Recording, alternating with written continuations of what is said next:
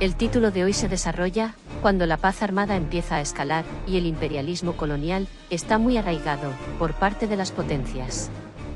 Y las coaliciones previas a la Gran Guerra están por terminar de formarse. Es un tema que queríamos tocar hace tiempo y que implica también un importante despliegue naval militar en la región de Oriente. Repasemos la situación durante la llamada Rebelión de los Boxers.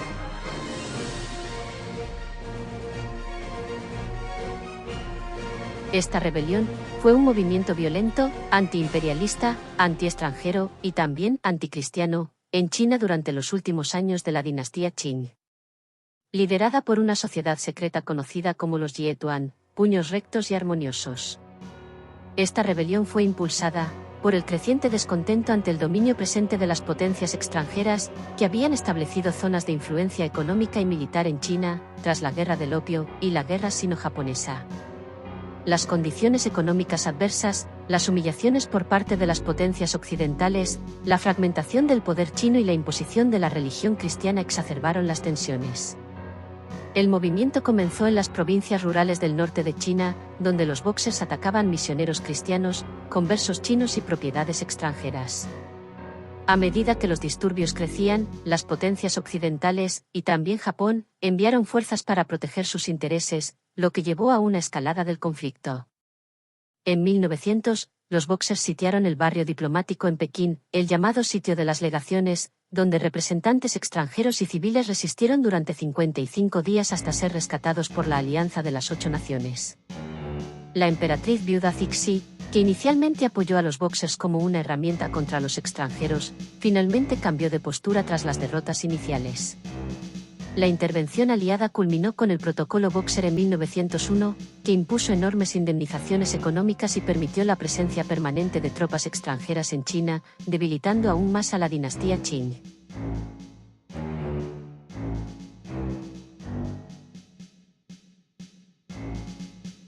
Acciones navales en la rebelión de los Boxers.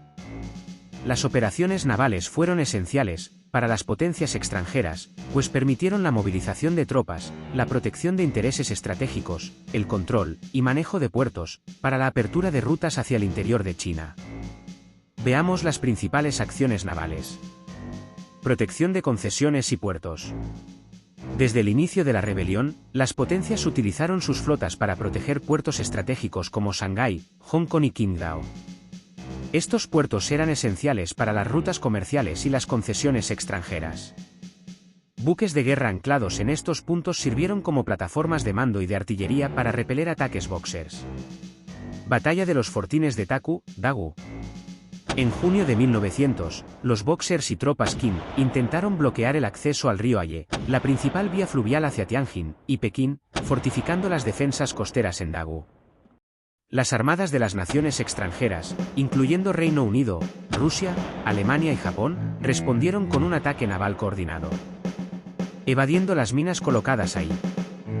La flota aliada bombardeó las posiciones chinas y desembarcó infantería naval para capturar los fortines. El éxito fue decisivo, ya que permitió a los aliados tomar Tianjin y avanzar hacia Pekín. Este episodio subrayó el poder superior de las flotas modernas frente a las defensas costeras tradicionales. Durante el conflicto, las armadas extranjeras implementaron un bloqueo naval en varias regiones costeras para impedir el suministro de armas o refuerzos a los Boxers. Este bloqueo también aseguró que las rutas marítimas estuvieran controladas por las potencias, garantizando el flujo constante de tropas y pertrechos hacia el norte. Bombardeos y apoyo naval en Tianjin. Tras la captura de los fuertes de Dagu, los buques de guerra permanecieron en el área para respaldar las operaciones terrestres en Tianjin. Cruceros como el HMS Terrible británico y el Baryak ruso bombardearon posiciones Boxers desde el río Aye, apoyando el avance aliado hacia la ciudad.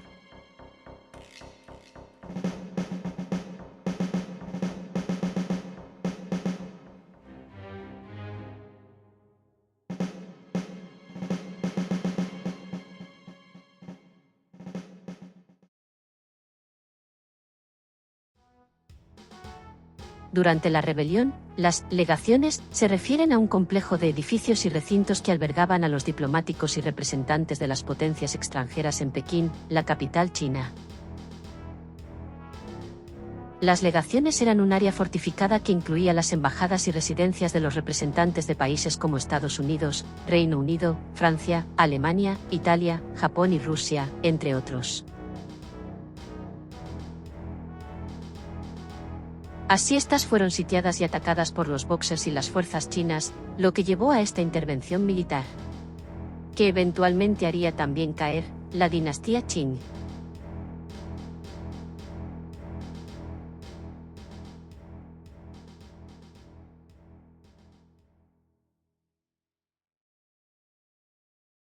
La capacidad de las potencias para movilizar rápidamente sus flotas marcó una diferencia significativa en el conflicto. Las armadas transportaron tropas desde todo el mundo. Japón movilizó su flota desde puertos cercanos, desempeñando un papel crucial en las primeras fases. Rusia envió barcos desde Vladivostok para reforzar su presencia en Manchuria y los mares del norte de China. Estados Unidos utilizó su escuadra asiática, liderada por el USS Brooklyn, para proteger intereses en Filipinas y China.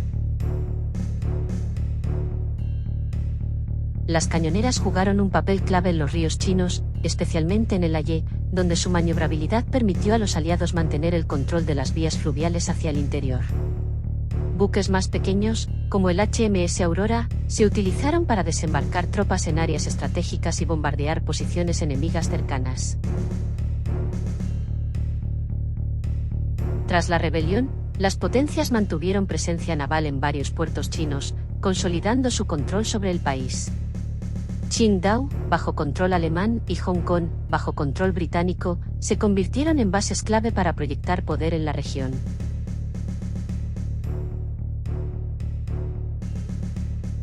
La rebelión de los Boxers mostró cómo las fuerzas navales modernas eran fundamentales para las intervenciones imperiales.